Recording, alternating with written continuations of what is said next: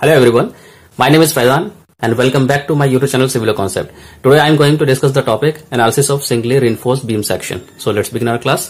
जैसा कि आप देख सकते हैं यहाँ पर एक cross section of the beam यहाँ पर दिखाया गया है, जिसका कि विड्थ आप देख सकते हैं b है और ग्रॉस डेप्थ आपको d दिया गया है. It is from the top fibre to the bottom fibre and from the top fibre and up to the centre of gravity of the tensile reinforcement that is effective depth d is given here. यहाँ पर आप देख सकते हैं कि यहाँ पर strain diagram draw किया गया है और यहाँ पर आपका स्ट्रेस डायग्राम है. तो स्ट्रेन डायग्राम में आप देख सकते हैं कि अपर फाइबर में दैट इज टॉप फाइबर में आपका क्या होगा, अगर सिंगली सपोज कीजिए कि ये आपका सिंपली सपोर्टेड बीम है, तो जब उसके ऊपर लोड पड़ेगा तो ऊपर में कंप्रेशन, न्यूट्रल एक्सिस के ऊपर में compression, this is the neutral axis. ऊपर वाले पार्ट में आपको कंप्रेशन देखने को मिलेगा, नीचे में टेंशन देखने को मिलेगा. तो ऊपर वाले पार्ट में जो कंप्रेशन होगा तो कंप्रेसिव स्ट्रेन होगा, दैट इज 0.0035 तक हम लोग लिए थे, जैसे कि हम लोग एजम्पशन में पहले वाले क्लास में डिस्कस कर चुके हैं. और अगर टेंसाइल रिइंफोर्समेंट की बात करें तो वहां पर आपको टेंसाइल स्ट्रेन देखने को मिलेगा and this is the value 0.002 plus 0.87 FY/ES. इसके बारे में हम लोग प्रीवियस क्लास में एजम्पशंस में डिस्कस कर चुके हैं. और ये आप देख सकते हैं कि स्ट्रेस ब्लॉक है, स्ट्रेस डायग्राम ड्रॉ किया गया है. देख सकते हैं जैसा कि मैंने एजम्पशन में पहले ही क्लियर किया था कि from the zero strain and up to the strain of 0.002 आपको पैराबोलिक स्ट्रेस ब्लॉक देखने को मिलेगा, स्ट्रेस देखने को मिलेगा. And from the 0.002 strain up to the strain of 0.035 that is rectangular stress देखने को मिलेगा आपको यहाँ पर. तो ये आपका स्ट्रेस ब्लॉक डायग्राम यहाँ पर दिखाया गया है. सबसे पहले हम डिस्कस कर लेते हैं कि ये देखिए, ये depth of the neutral axis XU है और यहाँ पर फ्रॉम द टॉप फाइबर से लेकर 0.002 स्ट्रेन तक मैंने इसको X1 माना है एंड फ्रॉम द 0.002 स्ट्रेन से up to the strain of 0 X2 value calculate assume किया है. इस वैल्यू को हम लोग XU के टर्म में कैलकुलेट कर लेते हैं. वो कैसे कैलकुलेट करेंगे, देखिए इस डायग्राम की अगर हम बात करें तो यहाँ पर आपको दो सिमिलर ट्राइंगल देखने को मिलेंगे, दिस वन एंड ये स्मॉलर वन. तो सिमिलर ट्राइंगल के प्रॉपर्टी से हम लोग इसको इजिली कैलकुलेट कर सकते हैं. देखिए पहले क्या लिख रहे हैं, 0.0035 डिवाइडेड बाय XU. हम पहले बिग ट्राइंगल की बात करें, बड़े वाले ट्राइंगल की बात कर रहे हैं, दिस बाय दिस. उसके बाद हम सिमिलर ट्राइंगल का प्रॉपर्टी लगा के क्या लिख सकते हैं, this by this, that is 0.002 divided by X2. तो यहां जब आप इसको सॉल्व करेंगे तो आपको X2 की वैल्यू कितनी मिलेगी, that is 4/7 times of the XU. और हम जानते हैं कि यहां पर जो XU की जो वैल्यू है, अगर X1 और X2 को ऐड करेंगे तो वो XU के इक्वल हो जाता है. तो यहां से हमने X2 के वैल्यू कैलकुलेट कर लिया है, दैट इज 4/7 XU. किसके टर्म में, XU के टर्म में. तो X1 का जो वैल्यू आप निकालेंगे तो वो हो जाएगा 3/7 XU.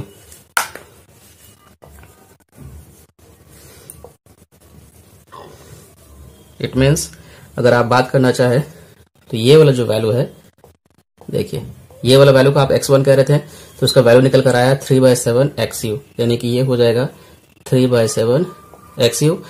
और ये वाला पोर्शन की अगर हम बात करें, इसका जो वैल्यू हमने कैलकुलेट किया है that is 4/7 times of the XU. अब हम देखेंगे कि ये जो स्ट्रेस की वजह से इस क्रॉस सेक्शन में क्या कॉम्प्रेसिव स्ट्रेस, कॉम्प्रेसिव फोर्स लग रहा है और ये टेंसाइल स्ट्रेस का जो ये है, तो टेंसाइल स्ट्रेस की वजह से इसमें कितना टेंसाइल फोर्स इसमें क्रिएट हो रहा है उसे हम कैलकुलेट करते हैं.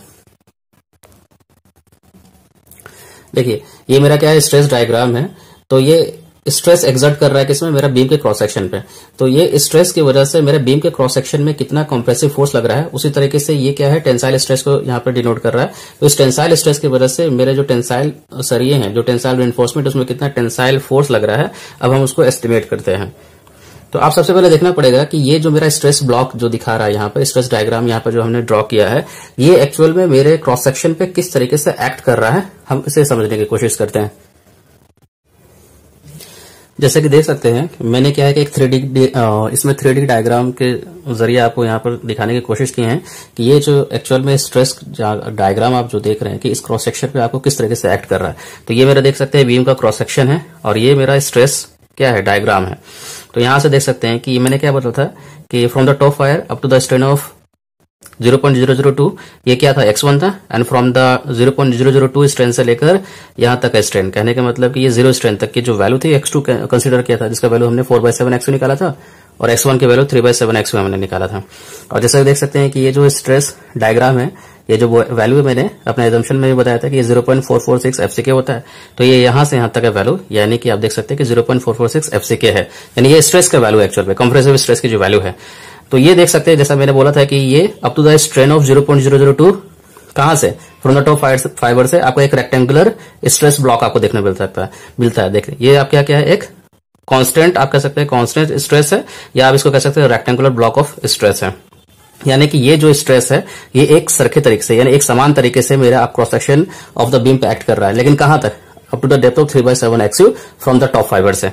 ठीक है, यानी कि ये जो स्ट्रेस की वजह से ये मेरे cross section of the beam में जो फोर्स लगेगा वो क्या लगेगा, एक यूनिफॉर्म नेचर का लगेगा। तो यानी कि यहां पर सेंटर, अगर इस खाली इतने पोर्शन की अगर हम बात करें, इतने पोर्शन ऑफ द बीम की, ठीक है, ये तो आपका विड्थ बी हो गया, ठीक है, और ये वाला जो डेप्थ हो गया ये कितना हो गया, 3/7 एक्सी हो गया, ठीक है, 3/7 ऑफ एक्सी हो गया। तो ये जब स्ट्रेस वाला जो पार्ट है, रेक्टेंगुलर स्ट्रेस वाला जो पार्ट है मेरा, जो बीम के क्रॉस सेक्शन पे कहां पर एक्ट करेगा, अगर हम इतने पार्ट को अगर कंसीडर करें तो इसके सीजी पे एक्ट करेगा, यानी कि यहां पर कहीं एक्ट करेगा। इसका डायरेक्शन कुछ इस तरीके से होगा, इसको हम C1 कंसीडर कर ले रहे हैं। तो ये किस डेप्थ पे होगा, अगर इसकी डेप्थ को अगर कंसीडर करें तो ये इतना जो आपका रेक्टेंगुलर पोर्शन है तो इसके सीजी पे एक्ट करेगा। तो इसका सीजी क्या हो जाएगा, जो x1 थी उसकी आधा हो जाएगा, यानी x1/2 हो जाएगा। यानी अगर आप इसको निकालना चाहें तो x1 की वैल्यू हमको मालूम है 3/7 एक्सयू है, तो ये कितना हो जाएगा, 3/14 टाइम्स ऑफ द एक्सयू वैल्यू निकल जाएगा। यानी ये जो C1 फोर्स है इतने वाले पोर्शन पे, रेक्टेंगुलर वाले पोर्शन पे, जहां पर आपका एक कांस्टेंट स्ट्रेस लग रहा है, वहां पर जो C1 का वैल्यू हम कैलकुलेट करेंगे वो कहां पर एक्ट कर रहा है, जो मेरा rectangular portion of the stress block है उसके सीजी पे एक्ट कर रहा है।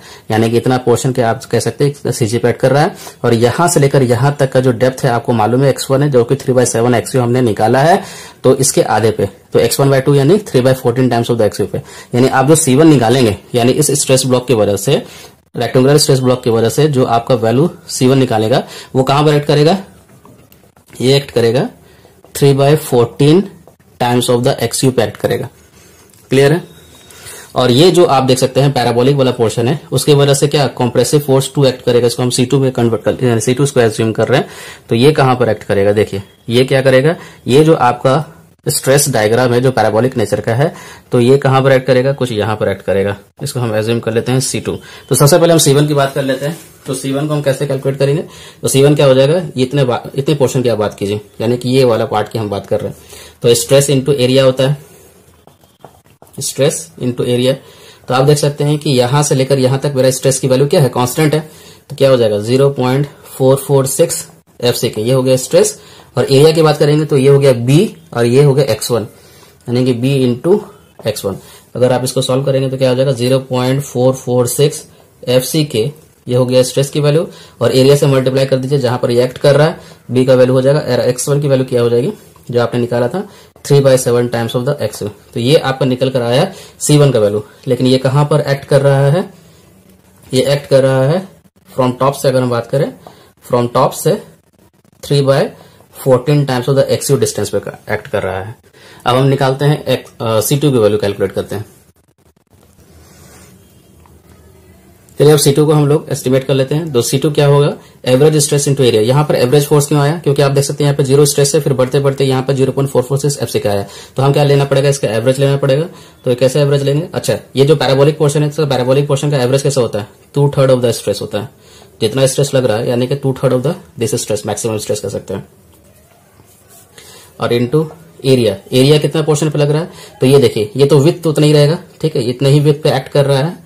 और ये वाला डेप्थ लेंगे, यानी कि B इंटू x2 हो जाएगा। अब हम वैल्यू पुट करते हैं 2/3 ऑफ द स्ट्रेस। स्ट्रेस की वैल्यू कितना है, देखिए यहाँ पर जो मैक्सिमम स्ट्रेस की वैल्यू 0.446 FCK, ठीक है, ये वाला स्ट्रेस की वैल्यू 0.446 है, और घटता घटता यहाँ पर घटते हुए 0 हो गया है। तो ये 0.446 यहाँ पर आप लिखेंगे मैक्सिमम वैल्यू, यहाँ पर 0.446 FCK। एक्चुअल में क्या है, ये एवरेज स्ट्रेस निकाला गया है, क्योंकि यहाँ पर 0 है और यहाँ पर मैक्सिमम होगा 0.446 हो गया है। तो इस पैराबोलिक पोर्शन के लिए एवरेज स्ट्रेस क्या हो जाएगा, 2/3 ऑफ द मैक्सिमम स्ट्रेस। तो 2/3 इंटू 0.446 FCK आया, और B एज इट इज रह जाएगा। और x2 का वैल्यू हमने कैलकुलेट किया है, that is 4/7 times of the X U. अच्छा ये तो आपसे C2 की वैल्यू निकाल दिए, लेकिन ये एक्ट कहां पे कर रहा है, तो देखिए ये एक्ट कहां पर करेगा। देखिए अगर हमको एस्टिमेट करना है कि ये जो C2 मेरा जो फोर्स है, ये जो पैराबोलिक स्ट्रेस की वजह से जो यहाँ पर एक्ट कर रहा है, वो एक्चुअल में कहां पर एक्ट कर रहा है, तो सबसे पहले हमको देखो समझना पड़ेगा। जैसे सपोज कीजिए कि ये आपका कुछ इस तरीके से पैराबोलिक पोर्शन है, यानी कि आप समझ लीजिए ये कोई प्लेन है जो पैराबोलिक नेचर का है। तो इसका अगर सीजी आप निकालना चाहें डेप्थ के फॉर्म में, तो देखिए कहां पर एक्ट करेगा, यहां पर कहीं इसका सीजी हो रहा होगा। तो हम जानते हैं कि पैराबोलिक पोर्शन के लिए जो अगर आप सेंटर ऑफ ग्रेविटी को एस्टिमेट करते हैं, अगर ये डेप्थ आपका पूरा का पूरा y दिया हुआ है, तो इस केस में सेंटर ऑफ ग्रेविटी इसका जो निकल कर आता है डेप्थ के फॉर्म में, ये होता है आपको 3/8 टाइम्स ऑफ द डेप्थ। तो आप इस पैराबोलिक पोर्शन के लिए भी आप इस तरीके से एस्टिमेट कर सकते हैं। तो यहां से लेकर यहां तक का जो वैल्यू हो जाएगा वो कितना हो जाएगा, ये हो जाएगा 3/8 टाइम्स ऑफ द ये वाला डेप्थ की अगर बात कर रहे हैं। ये डेप्थ कितना आपका 4/7 XU है, तो ये हो जाएगा आपका 4/7 XU। लेकिन आपका ये यहां से यहां तक है। हम बात कर रहे हैं कि ये जो C2 फोर्स वेयर एक्चुअल में एक्ट कहां कर रहा है, तो ये अगर इसके रिस्पेक्ट में बताना चाहें, यानी कि जहां पर आपका जो स्ट्रेस ब्लॉक का यहां पर देखिए ये पोर्शन जहां फिनिश हो रहा है, यहां से यहां तक अगर आप बात करना चाहें तो ये हो जाएगा 3/8 टाइम्स ऑफ द 4/7 XU। लेकिन अगर फ्रॉम टॉप फाइबर से करें तो इतना वाला डिस्टेंस जो है आपको ऐड करना पड़ेगा, यानी x1 की वैल्यू ऐड करनी पड़ेगी। तो यहां से हम कह सकते हैं कि ये जो एक्ट कर रहा है, ये जो C2 force from top fibre से अगर निकालना चाहें तो टॉप फाइबर से इतना डिस्टेंस और प्लस इसका CG वाला पार्ट। तो CG वाला पार्ट आप जानते हैं 3/8 टाइम्स ऑफ द 4/7 XU है, और इतना वाला पार्ट x1 है, यानी कि x1 बोले तो 3/7 XU है।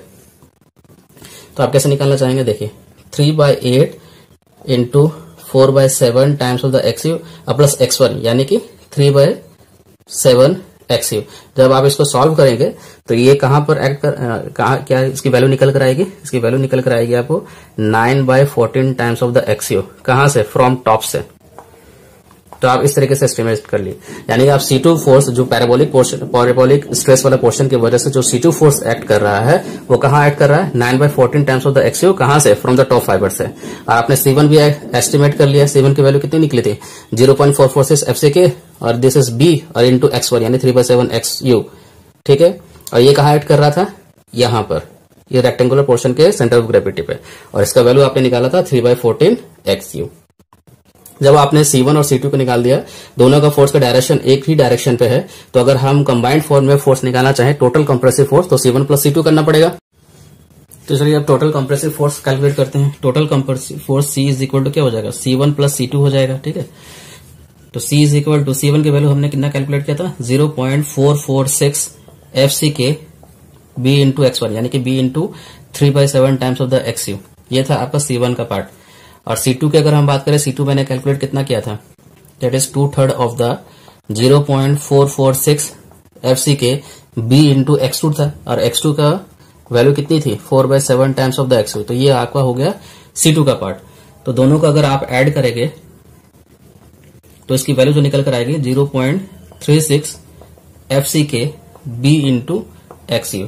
तो ये आपका टोटल कंप्रेसिव फोर्स का फाइनल वैल्यू निकल कर आ गया, ठीक है। यानी कि दोनों C1 जो रेक्टेंगुलर स्ट्रेस की वजह से जो C1 फोर्स एक्ट कर रहा था उसका value 0.446 FCK B into x1 यानी 3/7 XU है, और parabolic portion of the stress की वजह से जो फोर्स इस पे एक्ट करेगा that is C2 is equal to कितना हो जाएगा 2/3 of the 0.446 FCK B into x2 यानी 4/7 XU। तो दोनों को ऐड करेंगे तो टोटल कंप्रेसिव फोर्स निकल जाएगा 0.36 FCK B into XU।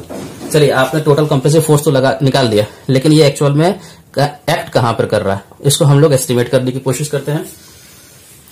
Simple basic formula से हम लोग इसको कैलकुलेट कर लेंगे। तो चलिए हम टोटल कंप्रेसिव फोर्स मेरा ये cross section of the beam में कहां पर एक्ट कर रहा होगा उसे एस्टिमेट करते हैं। तो हम क्या लिख सकते हैं, देखिए इसको एस्टिमेट करने के लिए हम लोग क्या एजम्पशन ले सकते हैं। देखिए इस टोटल कंप्रेसिव फोर्स की वजह से ये मेरा क्रॉस सेक्शन ऑफ बीम में जो मोमेंट प्रोड्यूस होगा वो इन दोनों इंडिविजुअल कंप्रेसिव फोर्स की वजह से इन दोनों का जो मोमेंट प्रोड्यूस हो रहा है इनका सम के बराबर होना चाहिए। यानी कि अगर हम बात करें C इंटू Z बार मतलब कि ये फोर्स जहां पर एक्ट कर रहा है फ्रॉम द टॉप फाइबर से इज इक्वल टू होना चाहिए C1 into Z1 plus C2 into Z2 divided by C1 plus C2, और यू कैन से सॉरी यहाँ पर C1 प्लस C2 नहीं होगा। देखिए कहने का मतलब क्या है कि टोटल कंप्रेसिव फोर्स की वजह से इस cross section of the beam में जो मोमेंट प्रोड्यूस होगा इस दो इंडिविजुअल फोर्स की वजह से जो मोमेंट प्रोड्यूस हो रहा है उनके सम के बराबर होना चाहिए। तब आप Z बार की वैल्यू आसानी से कैलकुलेट कर सकते हैं। Z1 आपको पता है, यानी कि ये जो C1 है वो Z1 पे एक्ट कर रहा है फ्रॉम द टॉप फाइबर से, और C2 है वो Z2 पे एक्ट कर रहा है फ्रॉम द टॉप फाइबर से। यानी कि इतना वाला जो पोर्शन है आपका, ये जो पोर्शन देख रहे हैं 3/14 XU, ये Z1 का वैल्यू हो गया, और यहां से लेकर यहां तक आप बात करें तो 9/14 हो गया, ये Z2 की वैल्यू हो जाएगी। यानी कंप्रेसर फोर्स 2 के लिए ये जहां पर ऐड कर रहा है फ्रॉम द टॉप फाइबर से। तो आप इजीली कैलकुलेट कर सकते हैं, सबकी वैल्यू पुट करिए। तो यहां से आप जेड बार निकालना चाहें तो ये नीचे आ जाएगा C1 Z1 plus C2 into Z2 divided by total compressive force. सबका वैल्यू पुट करके हम लोग इजी कैलकुलेट कर सकते हैं।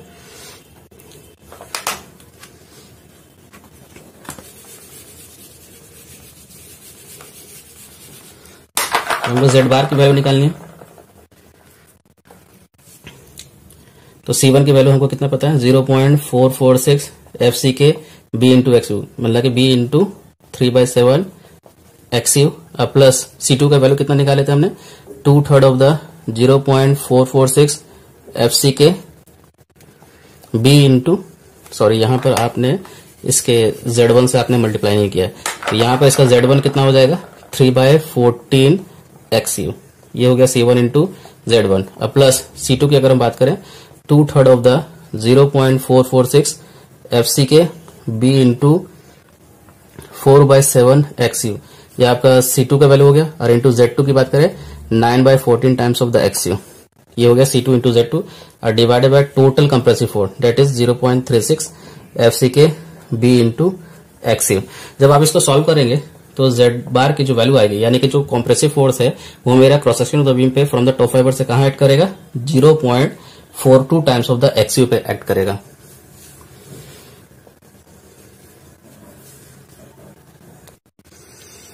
चलिए देखिए, मैं थोड़ा सा जूम करके इस फिगर को बनाया है, ड्रॉ किया है। वही फिगर है, बी है इसका विड्थ और डी है इसका इफेक्टिव डेप्थ। आप यहाँ पे देख सकते हैं स्ट्रेस डायग्राम यहाँ पे ड्रॉ किया गया है। ये 0.446 FCK है। मैंने C1 और C2 निकाला था, फिर दोनों को कंबाइन करके टोटल कंप्रेसिव फोर्स निकाला था जिसकी value 0.36 FCK B into XU आया था। तो हम फिर कैलकुलेट किए थे कि फ्रॉम द टॉप फाइबर से ये मेरा जो टोटल कंप्रेसिव फोर्स है वो कहाँ एक्ट कर रहा है, इसकी वैल्यू में मैंने कैलकुलेट की थी, जिसका वैल्यू निकल कर आया था 0.42 times of the XU। XU क्या है आपका depth of the neutral axis है। तो आपने टोटल कंप्रेसिव फोर्स यानी कंप्रेसिव फोर्स को तो एस्टिमेट कर लिया है। अब हम बात करते हैं यहाँ से जो टेंसाइल स्ट्रेस यहाँ पे जो डेवलप होगा, तो टेंसाइल स्ट्रेस की वजह से कितना यहाँ पर टेंसाइल फोर्स जनरेट होगा उसे हम कैलकुलेट कर लेते हैं, एस्टिमेट कर लेते हैं। देखिए, अगर हम टेंसाइल फोर्स की अगर हम बात करें, टोटल टेंसाइल फोर्स का, तो क्या वैल्यू क्या हो जाएगी, स्ट्रेस इनटू एरिया हो जाएगा। तो हम जानते हैं कि यहाँ पर जो आपका टेंसाइल रिइंफोर्समेंट यहाँ पर है, तो इसका यील्ड वैल्यू हम लोग कितना ले लेते हैं 0.87 टाइम्स ऑफ द FU, यानी कि ये स्ट्रेस की वैल्यू हम लोग एज्यूम करते हैं इतना है, और इनटू इसको हम स्ट्रेस से एरिया से मल्टीप्लाई करेंगे। एरिया मतलब कि टोटल, तो यहाँ पर आपने रिइंफोर्समेंट पुट किया है टोटल का क्रॉस सेक्शनल एरिया, यानी कि टोटल क्या हो जाएगा AST हो जाएगा, यानी कि आपको टेंसाइल फोर्स की जो वैल्यू निकल कर आया 0.87 FY इंटू AST एस्टिमेट होकर आया। आपको टेंसाइल फोर्स की वैल्यू भी निकल गया 0.87 FY इंटू AST। ये आपका टेंसाइल फोर्स है, ये आपका कॉम्प्रेसिव फोर्स है। तो टेंसाइल फोर्स और कॉम्प्रेसिव फोर्स के बीच के वर्टिकल डिस्टेंस को हम लोग क्या कहते हैं, लीवर आर्म कहते हैं। तो आप क्या करेंगे, यहां से आप लीवर आर्म को कैलकुलेट कर लेंगे। कॉम्प्रेसिव फोर्स जहां पर एक्ट कर रहा है, टेंसाइल फोर्स जहां पर एक्ट कर रहा है, इन दोनों के बीच के वर्टिकल डिस्टेंस को ही लीवर आर्म कहते हैं। तो लीवर आर्म कितना हो जाएगा, देखिए ये यहां से यहां तक आपका पूरा स्मॉल डी यानी कि इफेक्टिव डेप्थ है, और इतना वाला जो पोर्शन जहां पर कॉम्प्रेसिव फोर्स एक्ट कर रहा है, आप देख सकते हैं 0.42 XU है, तो इसको माइनस कर देंगे टोटल डी में से, डी माइनस 0.42 XU, तो ये क्या निकल कर आ जाएगा, आपका लीवर आर्म निकल कर आ जाएगा। ठीक है, लीवर आर्म निकालने से क्या मतलब होता है, तो लीवर आर्म से हम लोग क्या निकाल सकते हैं, किसी मेरा बीम का क्रॉस सेक्शन का मोमेंट ऑफ रेजिस्टेंस को हम लोग कैलकुलेट कर सकते हैं। वो कैसे कैलकुलेट करेंगे, देखिए ये कॉम्प्रेसिव फोर्स और ये टेंसाइल फोर्स का क्या है, ये दोनों पैरेलली फोर्स है लेकिन इनका डायरेक्शन अलग अलग है, यानी कि इसको कह सकते हैं अनलाइक पैरेलल फोर्स है। जब दो फोर्सेज एक्ट करते हैं तो ये क्या करेगा, बीम कुछ इस तरीके से रोटेट होने का, क्रॉस सेक्शन इसका इस तरीके से रोटेट, यानी कि यहां से देखिए आपका कॉम्प्रेसिव फोर्स लग रहा है, यहां से आपको टेंसाइल फोर्स लग रहा है, तो ये क्या करेगा, इस तरीके से मूव करने की कोशिश करेगा। तो इस मूवमेंट को रजिस्ट करने के लिए ही जितना मोमेंट प्रोड्यूस करता है इंटरनल रेजिस्टेंस डेवलप करने के लिए, ये मेरा बीम का क्रॉस सेक्शन, उसी को कहते हैं मोमेंट ऑफ रेजिस्टेंस। तो मोमेंट ऑफ रेजिस्टेंस को कैसे निकालेंगे, आइदर आप कॉम्प्रेसिव साइड से निकाल सकते हैं या आप टेंसाइल साइड से भी निकाल सकते हैं। ठीक है, यानी कॉम्प्रेसिव इंटू लीवर आर्म कर सकते हैं, यानी compressive force into lever arm, या tensile force into lever arm से भी आप निकाल सकते हैं। तो हम लोग मोमेंट ऑफ रेजिस्टेंस निकालना देखते हैं। देखिए यहां पर आपका कॉम्प्रेसिव फोर्स एक्ट कर रहा है, ठीक, और यहां पर आपका टेंसाइल फोर्स एक्ट कर रहा है। दोनों का डायरेक्शन अलग अलग है, पैरेलल फोर्स है, यानी कि ये आपका कॉम्प्रेसिव फोर्स हो गया, ये टेंसाइल फोर्स हो गया, और इन दोनों के बीच का जो वर्टिकल डिस्टेंस है इसी को हम लीवर कर रहे हैं, यानी कि जब दो अनलाइक पैरेलल फोर्सेस एक्ट करते हैं उन दोनों के बीच का डिस्टेंस को हम लोग लीवर आर्म कहेंगे बेसिकली। तो ये हो गया आपका लीवर आर्म, इसका वैल्यू अपने ने कैलकुलेट किया D minus 0.42 times of the XU। तो अब हम बात करें मोमेंट ऑफ रेजिस्टेंस निकालने का। तो मोमेंट ऑफ रेजिस्टेंस हम आइदर कॉम्प्रेसिव फोर्स का यूज करके निकाल सकते हैं या टेंसाइल फोर्स का यूज करके निकाल सकते हैं। तो अगर कॉम्प्रेशन साइड से निकाले तो क्या हो जाएगा, C इंटू लीवर आर्म। देखिए तो कॉम्प्रेसिव फोर्स का वैल्यू कितना निकला था, 0.36 FCK B इंटू XU, ये आपका कॉम्प्रेसिव फोर्स की वैल्यू थी। और लीवर आर्म यानी D माइनस 0.42 XU। या अगर आप moment of resistance tensile force use करके निकालना चाहते हो, क्या हो जाएगा, tensile force into lever arm. Tensile force का वैल्यू कितना आपने निकाला था, 0.87 FY इंटू AST, ये क्या टेंसाइल फोर्स था। इंटू लीवर आर्म की अगर बात करें तो ये हो जाएगा D माइनस 0.42 XU। तो आप मोमेंट ऑफ रेजिस्टेंस को इस तरीके से भी कैलकुलेट कर सकते हैं, यानी कॉम्प्रेसिव फोर्स का भी यूज करके निकाल सकते हैं या टेंसाइल फोर्स का भी यूज करके आप लोग इजिली कैलकुलेट कर सकते हैं। ठीक है,